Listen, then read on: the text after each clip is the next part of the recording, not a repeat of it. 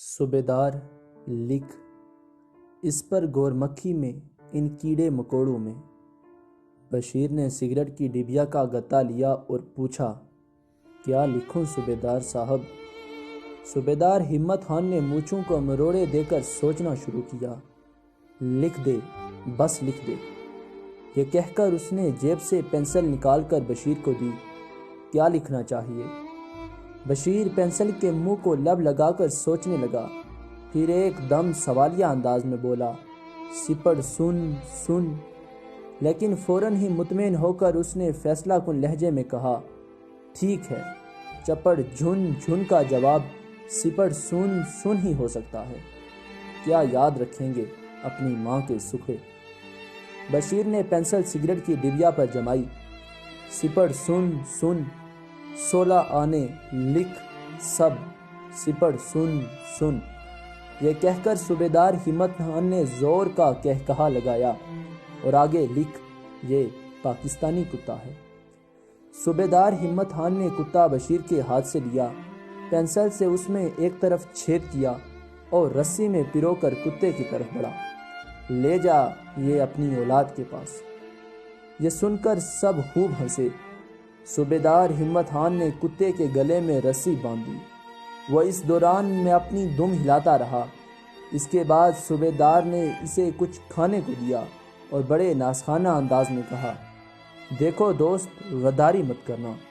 याद रखो, गद्दार की सज़ा बस मौत हुआ करती है। कुत्ता दुम हिलाता रहा।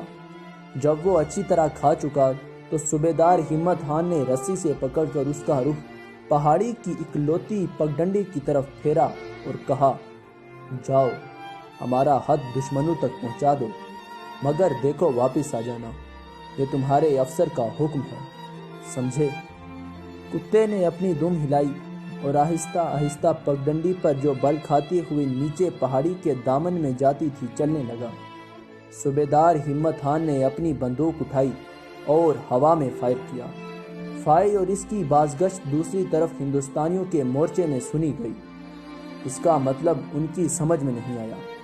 जुमेदार हरनाम सिंह मालूम नहीं किस बात पे चिड़चिड़ा हो रहा था। ये आवाज़ सुनकर वो और चिड़चिड़ा हो गया। उसने फायर का हुक्म दे दिया।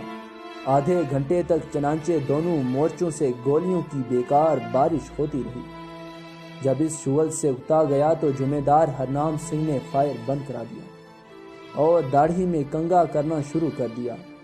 इससे फारिग होकर उसने जाली के अंदर सारे बाल बड़े सलीके से जमाए और बंता सिंह से पूछा, अवे बंता सिंह, चप्पड़ झुन झुन कहाँ गया?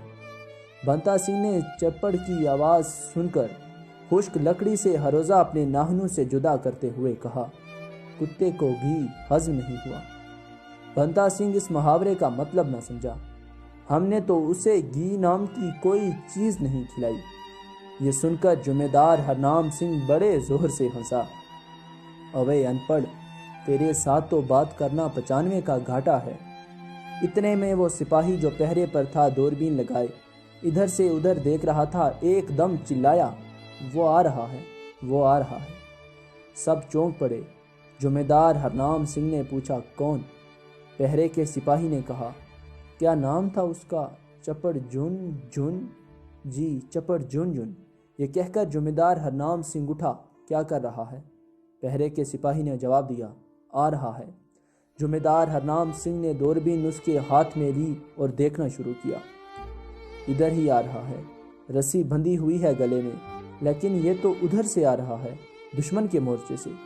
यह कहकर उसने कुत्ते की माँ को बहुत बड़ी गाली दी। इसके बाद उसने बंदूक उठाई और नशिस्त बांधकर फायर किया।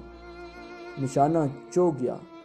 गोली कुत्ते से कुछ फासले पर पत्थरों की किरचें उड़ाती जमीन में दफन हो गई और वो सहम कर रह गया। दूसरे मोर्चे में सूबेदार हिम्मत खान ने दूरबीन में से एक देखा कि पगडंडी पे एक कुत्ता खड़ा है।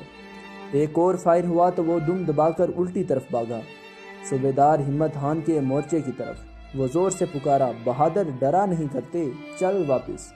और उसने डराने के लिए एक फायर किया। कुत्ता रुक गया। इधर से जुमेदार हरनाम सिंह ने बंदूक चलाई। गोली कुत्ते के कान से सनसनाती हुई गुजर गई। उसने उछलकर जोर जोर से दोनों कान फिरफिराना शुरू कर दिए। ادھر سے صوبیدار ہمت خان نے دوسرا فائر کیا جو اس کے اگلے پنجوں کے پاس پتھروں میں پیوست ہو گیا۔ بوکھلا کر کبھی وہ ادھر دوڑا کبھی ادھر۔ اس کی اس بوکھلاہٹ سے ہمت خان اور ہرنام دونوں مسرور ہوئے اور خوب چہکہے لگائے۔ کتے نے جمیندار ہرنام سنگھ کے مورچے کی طرف بھاگنا شروع کیا۔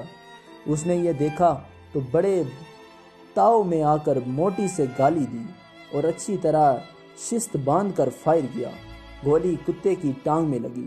ایک فلک شگاف چیخ بلند ہوئی۔ اس نے اپنا رخ بدلا، لنگڑا لنگڑا کر صوبیدار ہمت خان کے مورچے کی طرف بڑھ رہا تھا کہ ادھر سے بھی فائر ہوا، مگر وہ صرف ڈرانے کے لیے کیا گیا تھا۔ ہمت خان فائر کرنے ہی چلایا۔ بہادر پرواہ نہیں کیا کرتے زخموں کی۔ کھیل جاؤ اپنی جان پر، جاؤ جاؤ۔ کتا فائر سے گھبرا کر مڑا۔ ایک ٹانگ اس کی بالکل بیکار ہو گئی تھی۔ اس نے چند قدم آگے بڑھائے کہ گولی ایک اور چلی اور وہ وہیں ڈھیر ہو گیا۔ جمیندار ہرنام سنگھ نے بندوق کی گرم نالی اپنے ہاتھ میں لی اور کہا، وہی موت مرا جو کتے کی ہوتی ہے۔